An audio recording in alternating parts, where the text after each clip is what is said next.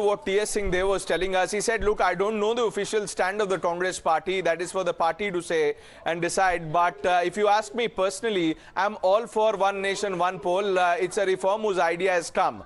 Now, let's tell our viewers that there is a lot of groundwork that the government will have to do. A committee has been set up, but there are a lot of things that have to be done, achieved by the government in order to ensure that this bill sees the light of the day. What are it? What are we talking about? Article 83 needs to be amended. It is related to the duration of the Houses of Parliament. Let's go to the next amendment that the government will have to do. This is Article 85, dissolution of the House of the People by the President. There are at least 3 more amendments that the government will have to do. Article 172 will have to be amended. Duration, it talks about the duration of the state legislatures.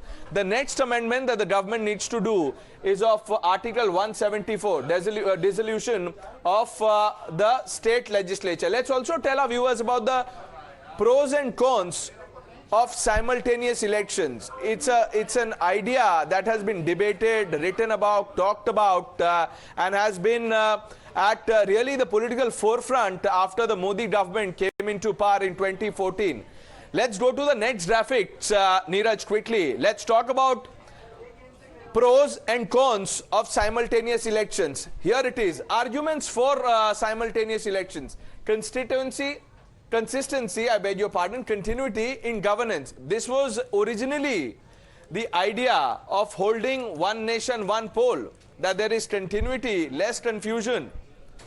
The argument against it is that there will be a burden on forces to secure as many as 7 lakh polling booths across the length and breadth of the country. What are the other arguments for and against? Arguments for: reduces burden on finances and manpower, obviously, because even if you require more people, it will only happen once every 5 years. Advantage for national parties at state and center. Then you have till 1967, India had simultaneous elections. This is something that we've been telling our viewers. Coordination between state and center could be difficult because of various reasons, not discounting politics. Argument for simultaneous poll is that it will curb poll corruption, black money. Arguments against: national issues will take precedence of local ones. There's also a lot of buzz on social media about this one, that once you have a situation where simultaneous elections are held, what will people vote on? What will be the issues? When you go to the polling station, what will you keep in mind? Because unlike now, where in local bodies you have fundamental issues, then in state elections you vote to pick a chief minister, and in general elections, generally people vote to see a party that has projected its prime ministerial face.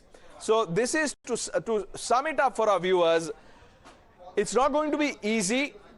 It will require wider consultation, but at the cost of repeating myself, it is an idea whose time has come.